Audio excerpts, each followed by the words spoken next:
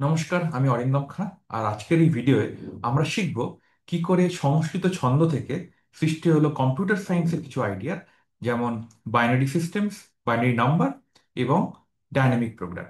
শুরু করা যাক। আজকের এই ভিডিওয়ে আমরা শিখব ছন্দ কি এবং ছন্দের কি কি উপকরণ, এবং তারপরে আমরা সেখান থেকে যাব ডাইনামিক প্রোগ্রামিং এবং বাইনারি নাম্বারসে। ছন্দ এই শব্দের সঙ্গে আমরা সকলেই পরিচিত। রবীন্দ্রনাথ বলেছেন যে কথাকে তার জড়ধর্ম থেকে মুক্তি দেবার জন্যই ছন্দ। সে তারে তার বাঁধা থাকে বটে, কিন্তু তার থেকে সুর পায় ছাড়া। ছন্দ হচ্ছে সেই তার বাঁধা সীতার, কথার সুরকে সে ছাড়া দিতে পারে। ছন্দে বিভিন্ন প্রকারভেদ আছে। আমি শুরু করব দুটো কবিতার লাইন দিয়ে, দুটো কবিতা দিয়ে, দুটোই গীতাঞ্জলি থেকে নেয়া, নোবেল পুরস্কার প্রাপ্ত বই। প্রথমটা হচ্ছে চিত্ত যেথা ভয় শূন্য উচ্চ যেথা শির, জ্ঞান যেথা মুক্ত যেথা গৃহেরও প্রাচীর, এবং অন্যান্য। এই কবিতাটা যদি খেয়াল করা হয়, এই ছন্দটাকে বলা হয় বর্ণবৃত্ত ছন্দ। যেখানে আমরা যদি অক্ষর দেখি কতগুলো রয়েছে, অক্ষর বলতে গেলে যেমন চি একটা অক্ষর, তো একটা অক্ষর, যে একটা অক্ষর, থা একটা অক্ষর, আমরা পরে এগুলো সংজ্ঞা দেব। এখানে মোট 14টা অক্ষর প্রতিটা লাইনে রয়েছে। প্রতিটা লাইনে 14 করে, 4 লাইনের কবিতা। এটাকে বলে অক্ষরবৃত্ত। প্রতি লাইনে একই সংখ্যক অক্ষর রয়েছে। আমরা দেখবো এটা থেকে কি করে বাইনারি সিস্টেমস পরে আসছে, বাইনারি নাম্বার। দ্বিতীয়টা, হেমর চিত্ত পূর্ণ পূর্ণ তীর্থে জাগরে ধীরে, এই ভারতের মহামানবের সাগর তীরে। আমরা যদি অক্ষর দেখি গণনা করে এখানে, এই লাইন দুটো কিন্তু একই রকমের অক্ষর নেই, তবুও শুনতে ভালো লাগছে। তার কারণ এটা হচ্ছে মাত্রাবৃত্ত ছন্দ। যদিও সব অক্ষরগুলো সংখ্যা এক নয়, কোনো কোনো অক্ষর গুরুস্বর, কোনো কোনো অক্ষর রস্বস্বর, যেমন আমরা দেখবো পরে। এখানে যেমন চিত্ত, এখানে এটা এবং গুরু এবং লঘু স্বরের সংমিশ্রণ, যুক্তাক্ষর আছে বলে, বা পুণ্য বা তীর্থ, ফলে এটা শুনতে ভালো লাগছে, যেটা আমরা আরো ফর্মালি ডিফাইন করবো একটু পর। এবং এই যে কবিতা, এই মাত্রাবৃত্ত ছন্দ থেকে আমরা দেখবো কি করে ডাইনামিক প্রোগ্রামিং এর জন্ম হচ্ছে। তো শুরু করা যাক। আমি যখন আন্ডার গ্রাজুয়েট স্টুডেন্ট ছিলাম, বিটেক স্টুডেন্ট ছিলাম আইআইটি খড়গপুরে, তখন এই বইটা আসেনি, যে ফেরিকসনের অ্যালগোরিদমস। আমি তখন কোনো একটা না লেকচার নোটস দেখতে পেয়েছিলাম, যেটাতে এটার মেনশন ছিল যে মাত্রাবৃত্ত ছন্দ থেকে ডাইনামিক প্রোগ্রামিং এর সূচনা। এবং যেহেতু তখন আমি বাংলা সাহিত্য এবং কবিতা নিয়ে খুবই আগ্রহী ছিলাম, আমি তখন বাংলা ক্রিয়েটিভ রাইটিং এ পার্টিসিপেশন করতাম, এটা নিয়ে পড়াশোনা শুরু করি এবং এই জিনিসটা খুবই ভালো লেগেছিল। তো এই ভিডিওতে আমি মূলত সেই যে জিনিসগুলো শিখেছিলাম সেগুলোকেই বলছি। প্রথমত, ছন্দশাস্ত্র, ছন্দ জিনিসটা সংস্কৃতের খুবই গুরুত্বপূর্ণ বিষয়। কারণ যে শ্রুতি এবং স্মৃতি, আমাদের যে পুরনো শ্লোক মনে রাখার যে পদ্ধতি, তাতে কিন্তু উচ্চারণ খুবই গুরুত্বপূর্ণ, এবং উচ্চারণ কি করে করা হবে তার জন্য ছন্দ খুবই গুরুত্বপূর্ণ। তার জন্য পিঙ্গল প্রথম এই ছন্দশাস্ত্র বইটি রচনা করেন। আজ থেকে প্রায় বলা হচ্ছে, আমি আমি মূলত এই বইটি অনুসরণ করছি। এটি কপিল দেব দ্বিবেদীর লেখা, দ্য প্রসোডি অফ পিঙ্গলা। এবং সেই বইয়ে উনি বলছেন পিঙ্গলা সম্ভবত 750 খ্রিস্টপূর্বাব্দে জন্মেছিলেন, কান্দাহার বা গান্ধার অঞ্চলে কোনো জায়গায়। এবং উনি ছিলেন সম্ভবত পাণিনি, ব্যাকরণবিদের ভাই। এবং উনি বিভিন্ন কম্বিনেটোরিয়াল টুলস, যেগুলোকে প্রত্যাস বলা হয়, সেগুলো অনুসরণ করে সংস্কৃত ছন্দ অধ্যয়ন করেন। এবার উনি যেটা জানেন সেটা ছন্দ সূত্র। সূত্র মানে সুতো, খুবই কনডেন্স, ঘনীভূত করে লেখা। এবং তারপরে বিভিন্ন লোক তার উপর কারিকা লিখেছেন বা কমেন্টারি করেছেন। এর একটা খুব দীর্ঘ ইতিহাস রয়েছে।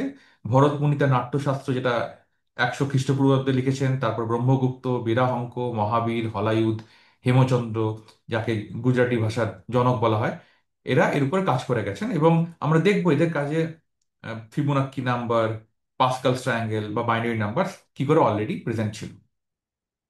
এই যে কথাগুলো বললাম, এই বাইনারি নাম্বার কিন্তু প্রথম আমরা ইউরোপিয়ান কাজে দেখতে পাই, লিবনিজের কাজে। তার অন দ্য বাইনারি প্রোগ্রেশন 1679-এ লিবনিজ বলছেন কি করে বাইনারি টু ডেসিমেল কনভার্ট করতে হয়, কি করে ডেসিমেল টু বাইনারি কনভার্ট করতে হয়। ডেসিমেল মানে আমাদের যে দশক, 1 2 3, যারা বাংলায় প্রথমবার দেখছেন ভিডিওটা, আমাদের যে একক দশক শতক ভাবে যে লেখা, ওটা ডেসিমেল। আর কম্পিউটার কাজ করে 0 1-এর ভিত্তিতে, যেটা হচ্ছে বাইনারি সিস্টেম। এবং ফিবোনাক্কি নাম্বার, যে নাম্বারটা আমরা ডিটেলে দেখবো এই ভিডিওতে এবং পরের ভিডিওতে। সেই নাম্বারটা গোল্ডেন রেশিও বলে একটা কথা আছে, যেটা খুবই ব্যবহৃত হয়। সেই নাম্বারটা প্রথম ফিবোনাক্কির লেখাতে পাওয়া যায় ইউরোপেতে। উনি এই বইটি লেখেন 1202-তে, লিবের অ্যাবাকি বলে। এবং এই বইটিতে অ্যাকচুয়ালি উনি কিন্তু মোডাস ইন্ডোরাম বা ইন্ডিয়ান মেথড বলে বলেছেন। উনি প্রথম হিন্দু আরবিক নিউমেরাল সিস্টেম ইউরোপে ওনার লেখাটা শুরু করেছেন, সেটা 1202-তে। আর পাস্কালস ট্রায়াঙ্গেল, যেটাতে আমরা বাইনোমিয়াল কোফিশিয়েন্ট বা অন্যান্য ধারণ দেখবো, সেটা 1654 খ্রিস্টাব্দে প্রথম আসে। কিন্তু আমরা যদি এই কাজগুলো দেখি, হেমচন্দ্র যার কাজে সমস্ত অলরেডি প্রেজেন্ট ছিল এগুলো, ওনার কাজ 1150-এ, যেটা ফিবোনাক্কির কাজেরও 50 বছর আগে। যার জন্য প্রচুর বর্তমান কম্পিউটার সায়েন্টিস্ট এবং গণিতজ্ঞরা, যেমন যেমন মঞ্জুল ভার্গব, উনি ফিল্ডস মেডেল জিতেছেন কয়েক বছর আগে। ওনার মতে এই ফিবোনাক্কি নাম্বারকে উনি বলেন হেমচন্দ্র নাম্বার। কারণ হেমচন্দ্র যে কাজটা করে গেছেন সেটা ফিবোনাক্কির পূর্বসূরি। উনি যা যা প্রপার্টি বলে গেছেন ফিবোনাক্কি, মূলত সেগুলো হেমচন্দ্রের কাছে অলরেডি ছিল। এবার আমরা একটু গভীরে ঢুকবো।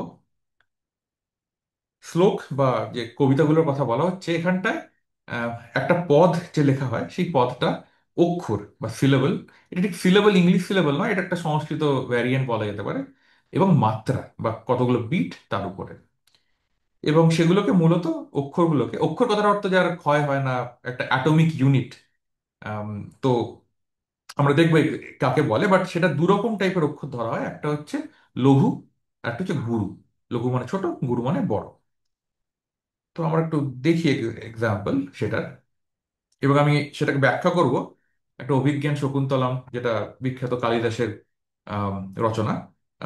সেইটার ভিত্তিতে যে কি লঘু এবং গুরু স্বর এই এই কবিতায় রয়েছে। এবং তারপর আমরা ওখান থেকে যাব কি করে আস্তে আস্তে আমরা বাইনারি নাম্বারস বা ডাইনামিক প্রোগ্রামিং পাবো। তো প্রথম হচ্ছে লঘুস্বর কাকে বলে। আমরা যদি দেখি এখানে যে স্বরবর্ণগুলো রয়েছে, যেমন অ, হ্রস্ব ই, হ্রস্ব উ, হ্রস্ব রি, যেটা সংস্কৃতে রয়েছে কিন্তু বাংলায় নেই, বা হ্রস্ব লি, এগুলো যেগুলো ছিল, সেইগুলোকে বলা হয় শর্ট বা লঘুস্বর। এবং যখন সেগুলো স্বাধীনভাবে বা কোনো ব্যঞ্জন বর্ণের সঙ্গে যুক্ত হয়ে ব্যবহৃত হবে, যেমন ক বা কি, সেগুলোকে তখন লঘুস্বর বলা হবে। গুরুস্বর কি? যখন আমরা স্বরবর্ণ যেগুলো ব্যবহার করি সেগুলো গুরু, যেমন দীর্ঘ বেশি, তো বা দীর্ঘ ই, দীর্ঘ উ, দীর্ঘ রি, বা ওই ও এগুলোকে বলা হচ্ছে দীর্ঘ। এবং যখন এগুলো স্বাধীনভাবে বা কোনো ব্যঞ্জন বর্ণের সঙ্গে যুক্ত হয়ে ব্যবহৃত হবে, যেমন কা বা কি, তখন এগুলো দীর্ঘ ই হলে কিটা গুরু, কিন্তু হ্রস্ব ই হলে এটা লঘু। তো গুরু আর লঘু এভাবে আম, সংজ্ঞা দেওয়া হচ্ছে। কিন্তু তারপরে বলা হচ্ছে কোনো কোনো ক্ষেত্রে যেগুলো লঘুস্বর সেগুলো গুরু হতে পারে উচ্চারণের প্রয়োজনে। যেমন যদি কোনো স্বরবর্ণ অনুস্বার বা বিসর্গকে বিসর্গ দিয়ে বিসর্গ থাকে তারপরে, তাহলে সেটা গুরুস্বর হয়ে যাবে। যেমন ত্বম, গম, ত্বহ, গহ, এগুলোতে, এগুলো হচ্ছে গুরু। বা যদি কোনো স্বরবর্ণ একটা যুক্ত বর্ণ বা কনজাংক্ট কনসোনেন্ট তার পরে থাকে, যেমন বন্ধ, বটা যদিও হ্রস্ব, কারণ অ শেষে রয়েছে অ, কিন্তু যেহেতু পরে নয় ধয়ে রয়েছে যুক্ত বর্ণ, ফলে এটা উচ্চারণটা বন চলে আসছে, যেটা একটা গুরু বর্ণ হয়ে যাচ্ছে। ফলে বন্ধর বটাকে ধরা হবে গুরু, কারণ তার পরে যে নয় ধয়াটা রয়েছে সেটা হচ্ছে যুক্ত বর্ণ। এবং যে কবিতার শেষ সিলেবল, শেষ যে অক্ষর থাকবে, সেটা প্রয়োজন ভিত্তিতে গুরু বলা যেতে পারে। যেমন একটু টেনে উচ্চারণ করলে সেটা গুরু হয়ে যেতে পারে। এবার আমরা এই কবিতাটা দেখি কালিদাসের। আমি বাংলা লেখাটাকেই ব্যাখ্যা করার চেষ্টা করছি। এই যে রুল, আমি রুল নাম দিচ্ছি, প্রথমটার নাম L1, সেকেন্ডটার L2, তৃতীয়টার G3, G3, G2, G3, G4, G5। আমরা দেখব এই রুলগুলো ফলো, এই যে নিয়মগুলো আমরা যদি অনুসরণ করি, তাহলে কোনটার কি স্বর হচ্ছে। যা, প্রথমটা হচ্ছে যা। যা দেখছি আমরা G1-এ অনুসরণ করছি, কারণ এটা একটা আছে শেষে। সৃষ্টি, যেহেতু যুক্ত বর্ণ আছে শ্রী এর পরে, ফলে শ্রীটা G4 ফলো করছে, এবং এটা একটা গুরুবর্ণ। টি, যেহেতু বিসর্গ আছে, এটা G3-তে একটা যুক্ত বর্ণ হচ্ছে। স্রষ্টু, স্রো, এটা আবার যেহেতু পরে যুক্ত বর্ণ আছে, এটা G4 ফলো করছে। টু, এটা হ্রস্ব উ, ফলে এটা কিন্তু আবার লঘু বর্ণ হচ্ছে রা। আবার গুরু হচ্ছে কারণ আকার আছে। দা আবার গুরু হচ্ছে কারণ আকার আছে। এখানে রাটা গুরু হতে পারতো এই জন্য কারণ পরে পরে একটা যুক্ত বর্ণ আছে, দয়ে জফলা। বহতি, এটা কিন্তু সবকটাই লঘু। ব, অ, হতেও অ, এবং তিতে হ্রস্বই। বিধি আবার লঘু লঘু। হুতম, হুটাও হ্রস্ব উ, ফলে লঘু। তং যেহেতু শেষ হচ্ছে অনুস্বার দিয়ে, সেই জন্য এটা হচ্ছে গুরু। এটা রুল হচ্ছে, অনুস্বার হচ্ছে জি2। যা আবার এটা গুরু হচ্ছে জি1 দিয়ে। হবির যা, ফলে ল লঘু, বি হ্রস্বই লঘু। এবং যেহেতু ওকে, যেহেতু এখানে এই জয়ে রেফটা রয়েছে, ফলে এটা আবার গুরু হয়ে যাচ্ছে কারণ যুক্ত বর্ণ। ফলে এটা জি4 দিয়ে গুরু। এবং জি1 হচ্ছে আকার থাকার জন্য গুরু। চ লঘু। হত্রি ওকার আছে বলে এটা গুরু। এবং ত্রি দীর্ঘই, এটা আবার গুরু। তো আমরা যদি দেখি, এই পুরো কবিতাটাই এই ছন্দেই লেখা। জি জি জি, জি এল জি, এল এল এল, এল এল জি, জি এল, জি জি, এল জি জি।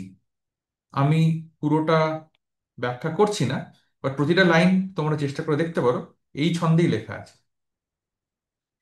ফলে প্রতিটা লাইনেতেই একই ছন্দ ব্যবহার করা হচ্ছে। এই প্যাটার্নটা যে গুরু গুরু গুরু, গুরু লঘু গুরু, গুরু লঘু লঘু, লঘু লঘু লঘু, লঘু গুরু গুরু, লঘু গুরু গুরু, এবং লঘু গুরু গুরু। ফলে মোট প্রতিটা লাইনেতেই 21টা করে অক্ষর রয়েছে। এই যে ছন্দের নিয়মটা, এটাকে বলা হয় বর্ণবৃত্ত, বা অনেক সময় বাংলাতে বলা হয় অক্ষরবৃত্ত। এখানে প্রতিটা লাইনেতে একই সংখ্যক অক্ষর রয়েছে। এবার একজন প্রশ্ন করতে পারে, যেমন কবিরা পিঙ্গল এই প্রশ্নটাই করেছেন, যে যদি আমার একটা পদে এন খানা অক্ষর থাকে, আমি কতভাবে সেই পদগুলোকে জেনারেট করতে পারি, কতভাবে সেগুলো সৃষ্টি করতে পারি সেই পদগুলোকে। এবং এটা হচ্ছে ওনার ফর্মুলা। তো আমি এই, এটা সংস্কৃতে লেখা আছে বলে আমি বাংলায় ভালো করে বুঝিয়ে বলি কি লেখা আছে। প্রথমটা লেখা আছে দ্বিক গ্লো, মানে খুব সিম্পল। গ আর ল দুটোই খালি সলিউশন যখন n=1। তাই আমরা জানি যদি n=1 হয়, একটাই মাত্র অক্ষর থাকে, আমি আইদার গ ব্যবহার, গুরু ব্যবহার করতে পারি, বা লঘু আইদার জি, জি হচ্ছে গুরু আর এল হচ্ছে লঘু ব্যবহার করতে পারি। কিন্তু যখন আমরা তার থেকে যাচ্ছি n=2-তে, তখন হচ্ছে মিশ্র চ, মানে এগুলোকে মিক্স করছে একটা উপায়। এগুলো কারিগাতে ডিটেল বলা আছে, এটা যে সূত্র খুব সংক্ষেপে লেখা। তার জন্য কি করা হচ্ছে, প্রথমত এই জিএল যেটা ছিল আগেরটায়, এখান থেকেই নেওয়া হচ্ছে, এবং সেটা কপি করা হচ্ছে তলায় আবার জিএল, তার তলায় আবার জিএল।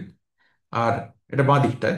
আর ডান দিকটায় অর্ধেক জায়গায় আমি আবার জি লিখছি, অর্ধেক জায়গায় আমি আবার এল লিখছি। এটা হচ্ছে মিশ্র করার নিয়ম। এবং এটা এইভাবে তৃতীয়টা তো একই নিয়ম চলতে থাকে তৃতীয়র পর থেকে, পৃথকলা মিশ্রা, যেখানে বলা হচ্ছে আমি আগে যেটা নিয়েছিলাম সেখান থেকে নিলাম এই প্যাটার্নটা, এবং সেটা রিপিট করলাম তলায় আবার। তারপর অর্ধেক জায়গায় আমি জি লিখলাম, অর্ধেক জায়গায় আমি এল লিখলাম।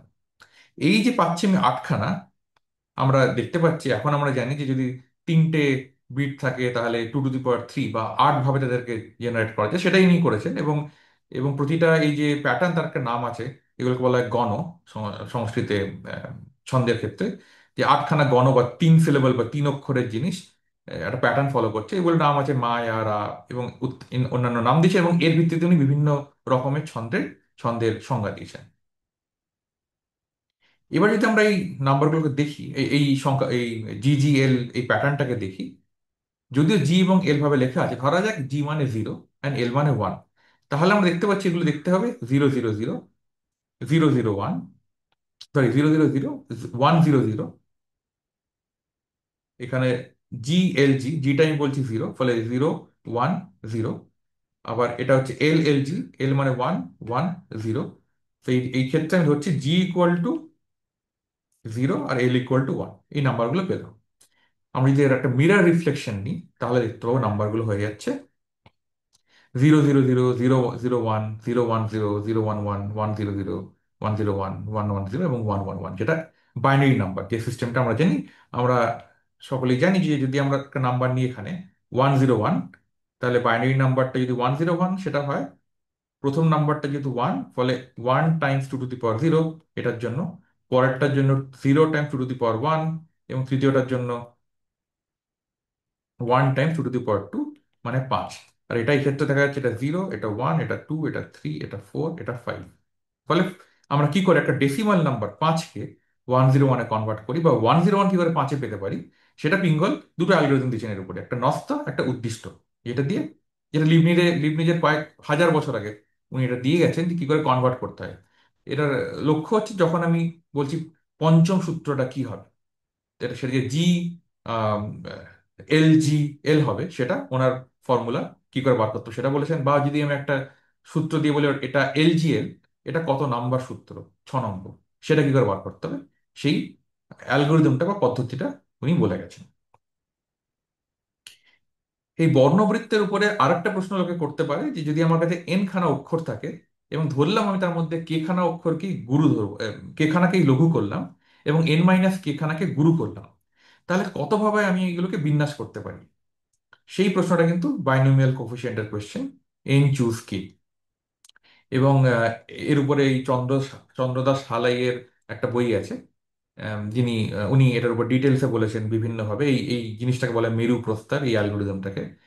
এবং পাস্কাল 1600 সেঞ্চুরি পরে এটা আবিষ্কার করেন, কিন্তু তার আগেও চায়নাতেও এই ধরনের জিনিস জানা ছিল। যেমন এটা হচ্ছে 1303 সালে ইয়াং হুইজ ট্রায়াঙ্গেল। তো এটা এক্ষেত্রে আমার বক্তব্য বিষয় হচ্ছে যে এই যে আম, গণিতের আহ, যে প্রাথমিক যে মৌলিক বিষয়গুলো, সেগুলো কিন্তু একই সঙ্গে অনেকগুলো জায়গাতে আবিষ্কৃত হয়েছে। কোনো ক্ষেত্রে সেটা ভারতবর্ষ, কোনো ক্ষেত্রে চায়না, কোনো ক্ষেত্রে হয়তো গ্রিস, কোনো ক্ষেত্রে ইউরোপের অন্যান্য প্রান্ত। ফলে এইটা আমাদের দেখতে হবে যে আহ, শুধুমাত্র আমরা অনেক সময় একটা ইউরোসেন্ট্রিক মেন্টালিটির মধ্যে থাকি যে সবকিছু ইউরোপ থেকে ভারতে এসেছে, সেটা কিন্তু সত্যি নয়। দ্বিতীয় যে ছন্দের কথা বলবো সেটা হচ্ছে মাত্রাবৃত্ত।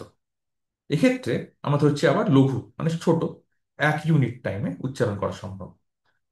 আর গুরু মানে দীর্ঘ, সেটা 2 ইউনিট টাইমে উচ্চারণ করা সম্ভব। এবার যদি আমার কোনো লাইনে একই সংখ্যক মাত্রা থাকে, একই সংখ্যক বিটস থাকে, সেটা শুনতে ভালোই লাগবে, কিন্তু তাতে তো একই সংখ্যক অক্ষর থাকতে নাও পারে।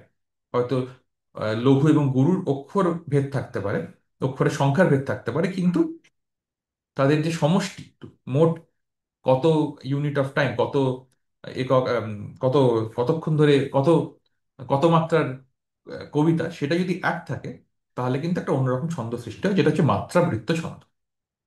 মাত্রা হচ্ছে একমাত্রা এবং দুমাত্রা। দুমাত্রা মানে দীর্ঘ, একমাত্রা মানে লঘু। এবং এখানে এরকম প্রচুর উদাহরণ রয়েছে। পিঙ্গল দিয়েছেন মাত্রা সমক ছন্দ, পাদাকুলাক ছন্দ, আপাত আপাতালিকা ছন্দ, বৈতালিয়া ছন্দ এবং অন্যান্য ছন্দ। এবং যদি আমরা দেখি একটা ছন্দের উদাহরণ ক্ষেত্রে, এই এস, উল্টো এস সিম্বলটা গুরুকে এখানে দেখাচ্ছে, আর 1 মানে হচ্ছে লঘু। তাহলে গুরু মানে 2, ফলে আমরা দেখি 2+2+1+1+1+1+2+2+2+2। এখানে মোট 16খানা মাত্রা আছে যদি আমরা যোগ করি। অক্ষর কিন্তু 1 2 3 4 5 6 7 8 9 10, 10টা অক্ষর রয়েছে। অন্যদিকে অন্য একটা দেখা গেল এই এই শ্লোকটার জন্য যেমন মোট 12খানা অক্ষর আছে, কিন্তু মাত্রা সেই 16খানায়, এক একটার মতো। এই মাত্রাবৃত্তিতে কবিতাগুলোতে একই সংখ্যক মাত্রা থাকবে, কিন্তু অক্ষর অন্যরকম হতে পারে। এবার এরপরে আসে দ্বিতীয় প্রশ্ন ওনার, যে যদি আমাকে বলা হয় যে একটা কবিতার লাইনে আমি এনখানা মাত্রাই ব্যবহার করতে পারি, আমি কতভাবে এই কবিতাগুলো লিখতে পারি। একটু অঙ্কের ভাষায় বললে, যদি আমাকে বলা হয় এল মানে 1 এবং জি মানে 2, আমি কতভাবে এল এবং জির একটা সিকোয়েন্স বার করতে পারি যাতে ওদের যোগফলটা এন হতে পারে। তো আমরা দেখা যাক একটু আস্তে আস্তে একের পর এক করে কি পাই। যদি n=1 হয়, মানে একটাই মাত্র মাত্রা থাকে, তাহলে আমাদের একমাত্র উপায় লঘু ব্যবহার করা। ফলে একমাত্র একভাবেই আমি ওটাকে সৃষ্টি করতে পারি। যদি n=2 হয়, তাহলে আমরা হয় একটা গুরু বা দুটো লঘু ব্যবহার করতে পারি, mn=2। যদি n=3 হয়, তাহলে আমরা LLL বা LG বা GL 3 রকম ব্যবহার করতে পারি। যদি n=4, তাহলে আমরা LLLL, LLG, LGL, GLL এবং GG 5 রকম ব্যবহার করতে পারি। এভাবে করতে পারি। তো এগুলো তো আমরা উদাহরণ করে করে দেখছি, বাট যখন খুব বড় নাম্বার, হয়তো n=100, সেটার, বা আরো ছোট হয়তো হয়তো 20 ধরলাম, সেটা বার করবো কি করে?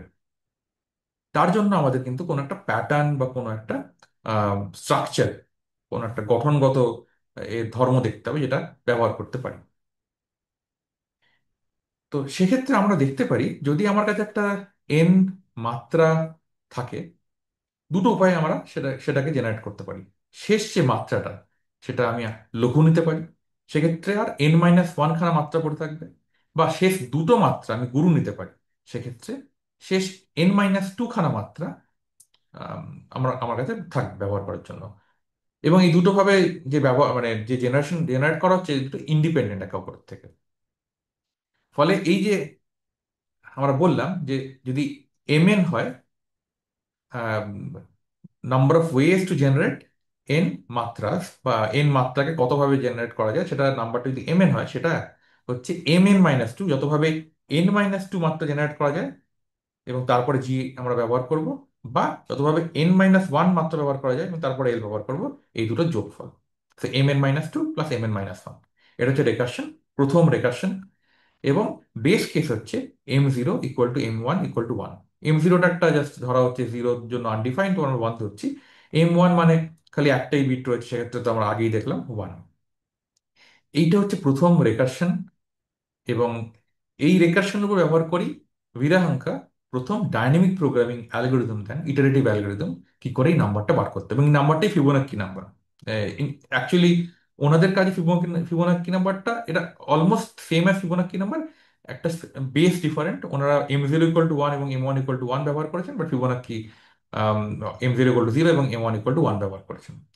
তো আমরা পরবর্তী নেক্সট লেকচারে সেইটা নিয়ে পড়বো যে কি করে ডাইনামিক প্রোগ্রামিং, মেমোরাইজেশন এবং ইটারেটিভ অ্যালগোরিদম দিতে হয়। কিন্তু এই ভিডিওটা যেহেতু বাংলায়, আমি একটু বাংলা ছন্দ নিয়েও বলতে চাই। একই জিনিস বাংলাতেও রয়েছে। তো এই বইটা আমার খুবই প্রিয়, ছন্দ এবং অলংকার, ডক্টর অজয় চক্রবর্তী। সেখানে উনি বলেছেন সংস্কৃত এবং বাংলা ছন্দ কিন্তু একরকম নয়, তার একটা একটা দীর্ঘ একটা ডিফারেন্স বা পার্থক্য রয়েছে। যেমন একটা উদাহরণ হচ্ছে এই ঘুম পাড়ানি মাসি পিসি ঘুম দিয়ে যাও। এখানে যদিও ঘুম রয়েছে, প্রথম ঘুমটা ছোট, হ্রস্ব এক মাত্রা, দ্বিতীয় ঘুমটা লম্বা ঘুম। তাই রবীন্দ্রনাথ বলেছেন বাংলা ছন্দ বাঙালি মেয়ের খোঁপার মতো, কখনো এলো কখনো টাইট। প্রথম ঘুমটা টাইট খোঁপা, দ্বিতীয় ঘুমটা এলো খোঁপা। ফলে বাংলা ছন্দের একটা নিজস্বতা আছে। প্রথমে যখন ভারতচন্দ্র রায়গুণাকর শুরু করেছিলেন তার ছন্দ, তখন কিন্তু উনি সংস্কৃত অনুসরণ করেই করেছেন। এবং একটা এই আনন্দমঙ্গল একটা কবিতা রয়েছে, এক্ষেত্রে উনি ভুজঙ্গ প্রয়াত ছন্দের ব্যবহার করেছেন, যেটা হচ্ছে লঘু গুরু গুরু, লঘু গুরু গুরু, লঘু গুরু গুরু, লঘু গুরু গুরু, এই 1 to 2 এই ফর্মে। এটাকে সাপের মতো প্যাটার্ন বলে এটা ভুজঙ্গ প্রয়াত বলা হয়, ভুজঙ্গ মানে সাপ। এবং যে দেখি আমরা এর আগের যে রুলগুলো ব্যবহার করেছিলাম, সেটা করলে এই হুহুংকার মানে হচ্ছে 1 2 2 1, এবং এভাবে চলবে। এগুলো কিন্তু অক্ষরবৃত্ত বা বর্ণবৃত্ত ছন্দের মধ্যেই রয়েছে। এবং রবীন্দ্রনাথের যে প্রথম কবিতাটা আমি বললাম, চিত্তযথা ভয়শূন্য, এটা অক্ষরবৃত্ত। আবার আমরা দেখতে পারি চি 1, তো 1, অক্ষরগুলোর সংখ্যা 14। কিন্তু মাত্রাবৃত্তটা অনেকটাই অন্যরকম। মাত্রাবৃত্তের রবীন্দ্রনাথ বলছেন এটা হচ্ছে সংস্কৃত ভাঙা ছন্দ, কারণ এটার বৈশিষ্ট্যটা পাল্টে যাচ্ছে সংস্কৃত থেকে অনেকটাই। যেমন এই হচ্ছে এক্ষেত্রে নিয়মগুলো। এবং এক্ষেত্রে নিয়মের মধ্যে চলেছে খালি ওই আর ও দীর্ঘস্বর। আমরা যেমন আগের বারে দেখলাম দীর্ঘ ই, দীর্ঘ উ, সংস্কৃতে ছিল দীর্ঘ, এক্ষেত্রে ওগুলোকেও ধরা হচ্ছে হ্রস্বস্বর। এবং সেটা একটা পার্থক্য, কারণ বাংলাতে হ্রস্ব এবং হ্রস্ব দীর্ঘ ইর মধ্যে পার্থক্যটা কমই থাকে। তো এই যখন কবিতা দেখছি, হেমোর চিত্ত পূর্ণ পুণ্য তীর্থে জাগরে ধীরে, তখন হে একার আছে, এটা সংস্কৃতে হয়তো গুরু হতো, কিন্তু যেহেতু আমরা ধরছি খালি ওই আর ওটাই দীর্ঘস্বর, এখানে এটা লঘু হচ্ছে। এখানে এক্ষেত্রে যদি কোনো ওই আর ও নেই, সবকটাই লঘু, খালি এই চিত্ত, যেহেতু এর পরে একটা যুক্ত বর্ণ, যুক্ত ব্যঞ্জনের আগের সাথে দুই দুই মাত্রা হয়, এই সংস্কৃতের মতোই রুলটা রয়েছে, নিয়মটা রয়েছে। ফলে চিত্তর ক্ষেত্রে চিটা গুরু, পুণ্য ক্ষেত্রে পুটা গুরু, তীর্থর ক্ষেত্রে টিটা গুরু। ফলে এক্ষেত্রে দেখি যদি আমরা ছ মাত্রা, এটা এটা 6 মাত্রা, এটা 5 মাত্রা। ছয় কারণ 1 1 1 2 1, এখানে 6 2 1 2 1, এখানে 5 1 1 1 1 1, এল মানে 1, জি মানে 2। কিন্তু অক্ষরগুলো এবং পরের লাইনটা দেখলেও আমরা দেখবো 17খানাই মাত্রা রয়েছে। এক্ষেত্রে সবকটাই লঘু, সবকটাই 1 2 3 4 5 6, এটা ছয়ের ছয়ে মিলছে। আবার এটা মহামানবের সঙ্গে পুণ্যতীর্থে 1 2 3 4 5 6, ছয় ছয় মিলছে। জাগরে ধীরে সাগর তীরে, ছয় ছয় মিলছে মাত্রা। কিন্তু অক্ষরগুলো অন্যরকম, এখানে 17টা অক্ষর রয়েছে, আর এই ক্ষেত্রে 14টা অক্ষর, কারণ তিনটে গুরুস্বর রয়েছে, গুরু মাত্রা রয়েছে বলে। আর একটা কবিতা দেখা যেতে পারে রবীন্দ্রনাথের পুরাতন ভৃত্য, ছন্দের খুবই ভালো একটা উদাহরণ। ভূতের মতন চেহারা যেমন নির্বোধ অতি ঘোর, যা কিছু হারায় গিন্নি বলেন কেষ্ট বেটাই চোর। এক্ষেত্রে 6 6 8 এই ছন্দে লেখা, 20 মাত্রার, এর মধ্যে সবকটাই লঘু।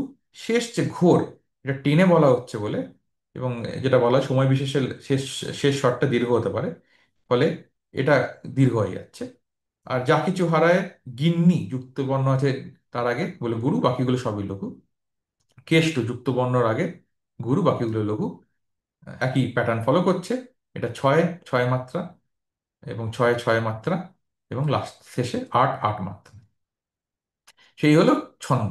এই ছন্দ বিষয় নিয়ে জানতে হলে আমি মূলত ব্যবহার করি ছন্দ এবং অলংকার বাংলার জন্য ডক্টর অজয় চক্রবর্তী, এবং পিঙ্গলার প্রসেডির উপরে কপিলদেব দ্বিবেদীর বইটা, চন্দ্রহাস সালাইয়ের যে মেরুপ্রস্থার বই, এটা ব্যবহার করেছি, এবং এছাড়া ইউটিউবে প্রচুর ভিডিও আছে, সেগুলো দেখেছিলাম, সেগুলো ব্যবহার করেছি। এবং অবশ্যই আমার ভাই, সে নিজেও একজন কবি, স্বাগতম খাঁ, ও নিজের কবিতার বই এটা, নক্ষত্রের চোখ, ওর কাছ থেকেও আমি ছন্দ নিয়ে অনেক শিখেছি। শেষে আমি কয়েকটা কথা বলি। প্রথম কথা হচ্ছে যে আমরা পড়ছি কম্পিউটার সায়েন্স, আমরা পড়ছি ডিজাইন অ্যানালিসিস অফ অ্যালগরিদমস, আমি কেন এত ছন্দ নিয়ে বললাম? তার প্রথম কারণ হচ্ছে অনেক সময় আমাদের থাকে ধারণা যে আমরা একটা বিষয় যখন পড়ছি তার বাইরে জানার দরকারটা কি, আমরা সেই বিষয়টাতেই খালি জানি। কিন্তু অনেক সময় যদি তুমি অন্য জিনিস না জানো, অনেক কিছু আমরা জানতে পারবো না, আমরা আমরা মিস করে যাবো। যেমন দুটো গল্প বলি। প্রথমত হচ্ছে স্টিভ জবস, যিনি অ্যাপল কোম্পানির আহ, মালিক ছিলেন, এবং খুবই বিখ্যাত আইফোন বা আইপ্যাড এগুলোর আবিষ্কর্তা। আবিষ্কর্তা মানে উনি, হ্যাঁ ওনার, এবং উনি এবং ওনার টিম ওরা শুরু করে। তো ওনার ক্ষেত্রে গল্প আছে, উনি পড়তেন সায়েন্স অ্যান্ড ইঞ্জিনিয়ারিং, কিন্তু একটা ক্যালিগ্রাফির ক্লাস ক্লাস করেছিলেন। এবং ক্যালিগ্রাফিক ক্লাসে যে উনি যে এস্থেটিক্স বা নান্দনিক ব্যাপারটা দেখেন, নান্দনিকতা শেখেন, সেটা কিন্তু অ্যাপেলের প্রোডাক্টের মধ্যে আমরা দেখতে পাই। ফলে ক্যালিগ্রাফি যেটা পুরোপুরি আনরিলেটেড মনে হচ্ছে, তার অনেক কিন্তু যোগ রয়েছে। দ্বিতীয় গল্পটা হচ্ছে, আমার এক বন্ধু আছে ইয়ান গুডফেলো, সে ডিপ লার্নিং যে টেক্সট বুক তার অথর, এবং যে টিউরিং পাওয়ার উইনার ইয়োশুয়া বেনজিওর ছাত্র, পিএইচডি ছাত্র। আমরা দুজন একসঙ্গে কো ইন্টার্ন ছিলাম আমেরিকার বে এরিয়াতে। তো ও বলেছিল ও যখন শুরু করেছিল, ও কাজ করছিল বায়োলজিতে, তারপর অ্যাক্সিডেন্টালি একটা অ্যান্ড্রু এনজির ক্লাস স্ট্যানফোর্ডে মেশিন লার্নিং এর উপর করে বা কম্পিউটার সায়েন্সের উপর করে। তারপরে ও পুরোপুরি কম্পিউটার সায়েন্সে ঢুকে যায়, এবং তারপরে ওর অনেক কাজ, জিএএন যেটা খুব বিখ্যাত কাজ, সেটা করেছে, প্রচুর পুরস্কার পেয়েছে, এবং ডিপ লার্নিং এর প্রথিতযশা আসা মানুষ। তো ওর ক্ষেত্রেও একটা অ্যাক্সিডেন্ট সে অর্থে, ভালো অ্যাক্সিডেন্ট, বা আম, যার জন্য কম্পিউটার সায়েন্সে এসেছে। এবং আজকাল যে আমরা কাজ করছি LLM, machine large language model, সেটাও কিন্তু ল্যাঙ্গুয়েজ বা ভাষা নিয়েই কাজ। ফলে ভাষার উপর জ্ঞান, বা পিঙ্গলের যে ভাই পাণিনির কথা বললাম, সংস্কৃত গ্রামার, সেটা কিন্তু কম্পাইলার্সে কাজে আসে। ফলে ভাষার সঙ্গে বিজ্ঞানের একটা যোগসূত্র আছে, সেটা জানা দরকার। দ্বিতীয় বিষয় যেটা আমি বলবো, সেটা হয়তো একটু বিতর্কিত, যেটা এই এই ভিডিওর পর অনেকেই বলতে পারেন যে সবই বেদে আছে, এটাই আমি বলার চেষ্টা করছি, সেটা কিন্তু আমি একবারও বলছি না। প্রথম কথা, আম, বেদ বা যে সংস্কৃত গ্রন্থগুলো, সেগুলো কয়েক হাজার বছর আগে লেখা, এবং দর্শন এবং সাহিত্যের ক্ষেত্রে খুবই ভালো সৃষ্টি। এবং আমরা আমার বক্তব্য এই জিনিসগুলো যে হাজার বছর আগেও মানুষ ভেবেছে সেটা জানা, এবং তার থেকে আমরা যেমন ইতিহাস পড়ি সেটা শেখা। কিন্তু টেকনোলজি, 21st সেঞ্চুরি টেকনোলজি কি বেদে রয়েছে, বা ওদের সেগুলোর যদি কোনো কিছু হয়তো উল্লেখ থাকতেও পারে, তার মানে কিন্তু নয় তার প্রমাণ আছে। ফলে আমাদের যে কোনো জিনিসের উল্লেখ থাকা মানে সেটা যে বিশ্বাস করতে হবে, সেটাও কিন্তু আমাদের সংস্কৃতি নয়। আর তৃতীয়ত, এই যে ছবিটা আমি দেখাচ্ছি এখন, এটা দেখাচ্ছে ভারতবর্ষের ম্যাপ। এবং আমরা বললাম পিঙ্গলের কথা, যিনি কাজ করেছেন কান্দাহার, গান্ধার, এবং উত্তর ভারতের অংশে। হেমচন্দ্র, যিনি কাজ করেছেন, যিনি ছিলেন জৈন সাধু, একজন দিগম্বর সাধু, গুজরাটি ভাষার জনক। হলায়ুধ, যিনি কাজ করেছেন দক্ষিণ ভারতে, কর্ণাটকে, যেখানে আমি এখন আছি ব্যাঙ্গালোরে। ভরত মুনি সম্ভবত উত্তর ভারতের মানুষ। রবীন্দ্রনাথ, যিনি আমাদের পশ্চিমবঙ্গের মানুষ। এরা সবাই কিন্তু একই ছন্দে বাঁধা, ভারতবর্ষের ছন্দে বাঁধা। এবং আমাদের বিষ্ণু পুরাণে একটা লাইন আছে যে ভারত ভারতীয় কারা, উত্তরাঙ্গের সমুদ্রস্য হিমাদ্রস্য দক্ষিণাম বর্ষেন তৎ ভারতং নাম ভারতীয়ত্ব সন্ততি। মানে সমুদ্রের উত্তরে এবং হিমাদ্রির দক্ষিণে যারা আছে ভারতে সবাই সন্তান। ফলে আজকের দিনে যদি আমরা প্রাদেশিকতা, আঞ্চলিকতা এবং ধর্ম যে বিভাজনের সৃষ্টি করছে তার ঊর্ধ্বে উঠতে পারি, সেটাই আমাদের সংস্কৃতি। এবং ভারতবর্ষের সংস্কৃতি ইউনিটি ইন ডাইভার্সিটি, বহুত্বের মধ্যেই আমাদের একত্ব। যেহেতু আজকে 15ই আগস্ট, আমি হ্যাপি ইন্ডিপেন্ডেন্সের শুভ স্বাধীনতা দিবস বলি শেষ করলাম। আশা করি এই ভিডিওটা ভালো লাগলো এবং আমাদের কম্পিউটার সায়েন্স এবং ভারতের ভারতের ছন্দ বা সংস্কৃতের যে কানেকশন, যে যোগসূত্র, সেটা জেনে আপনারা আরো সমৃদ্ধ হলেন। ধন্যবাদ।